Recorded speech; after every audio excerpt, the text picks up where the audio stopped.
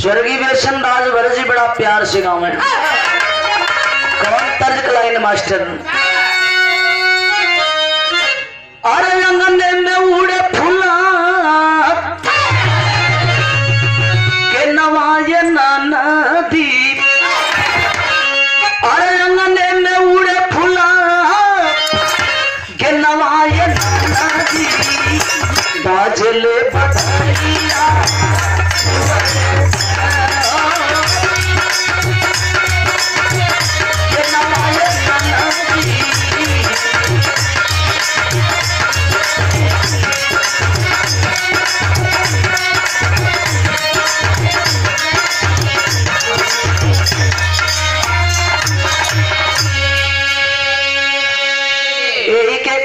स्वर्गीय रामदेव गुरु गाँव में कहना नदी भौजिया दुनो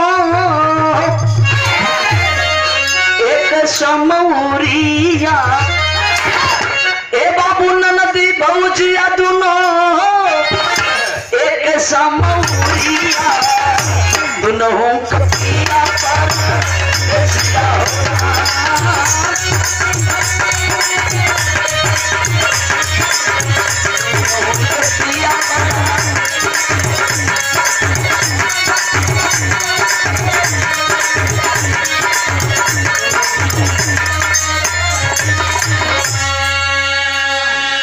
पर तर्ज रहल किस्मत की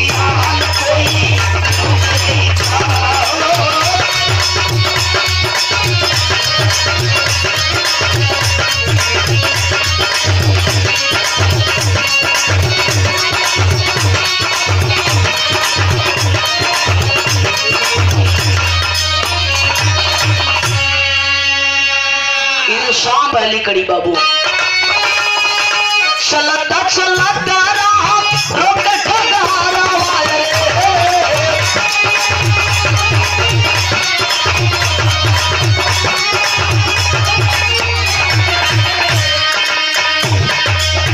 चाहे सड़क गिर जाए के दोनों को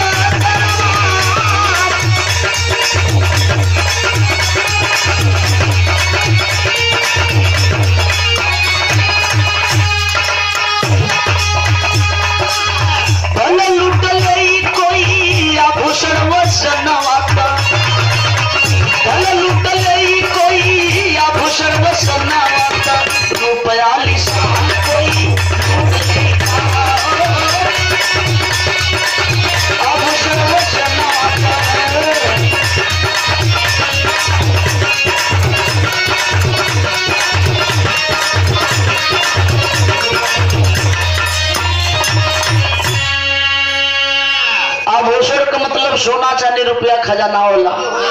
भले लूट ले कोई आभूषण व सनवात रूप आलिशान कोई लूट ले का। जो प्रकृति की देन है, जो मालिक की बनावट है, उसे कोई चाह कर कभी हासिल नहीं कर पाएगा। ए बाबू अंतरा की दूसरी लाइन भक्ति के भांग कर भर दुराचारी।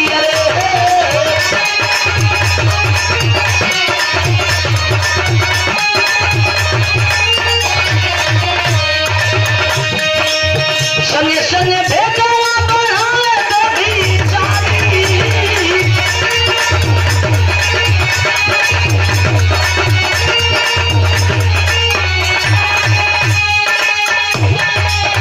भले लूट ले कोई पूजा के समनिया।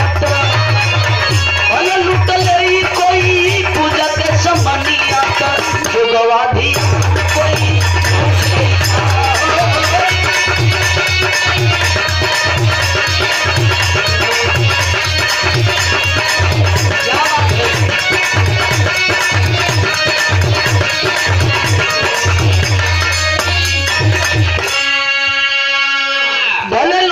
कोई पूजा के समनिया।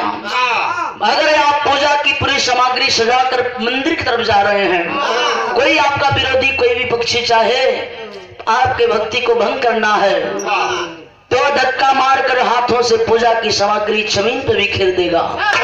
इतना ही कर सकता है मेरे बाबू। आपके दिल में श्रद्धा है तो पूरी सामग्री है। आपके निष्ठा को, आपके लगन को कभी चाह कर कोई हासिल नहीं कर पाएगा। अंता की तीसरी लाइन, ला ला ला रे ला हर एक सीवन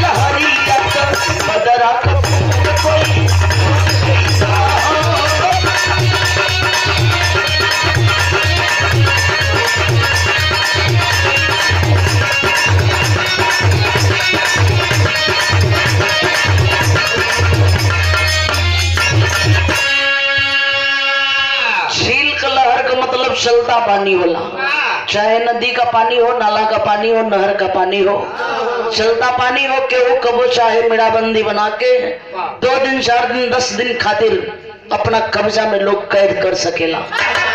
जो आसमान से एक एक बूंद टपकत हो, जो आसमान से छूटत बा एक एक बूंद हो भैया, ओकरा के इंसान चाह के कबो हासिल नहीं कर पाएगा। अंतरा के चौथ की कड़ी हो, खिलले समाना हवा में बहुत सुमना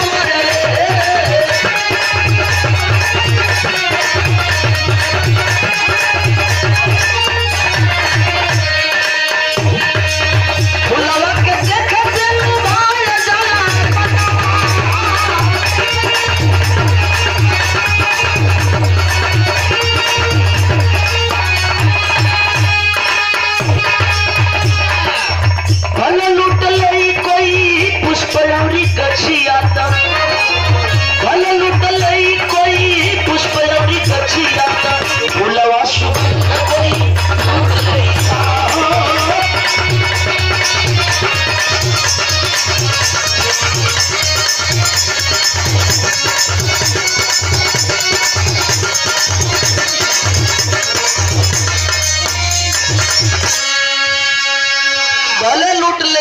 पुष्प और गछिया तो फुलवा सुगंध कोई लूट लेगा।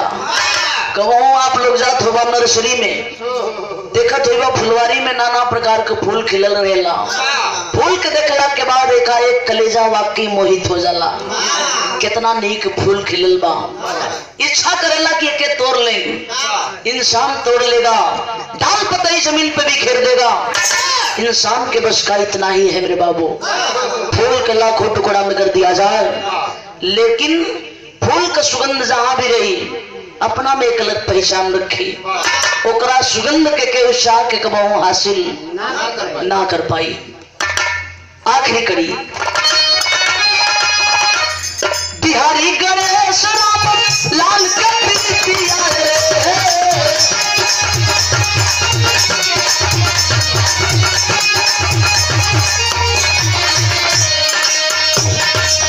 चंद्रिका के जगदीश के सोहे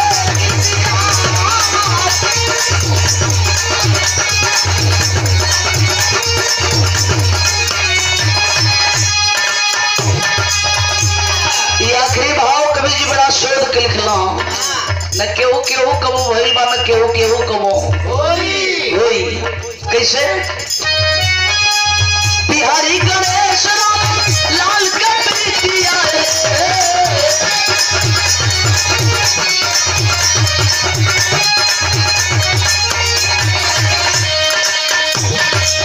चंद्रिका के शिव सन के सोहे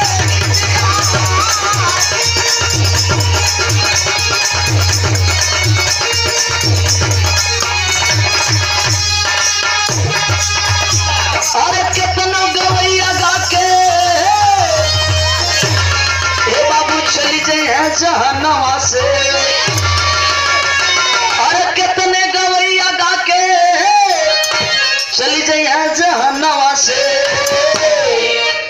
लेकिन बिंदु श्याम दे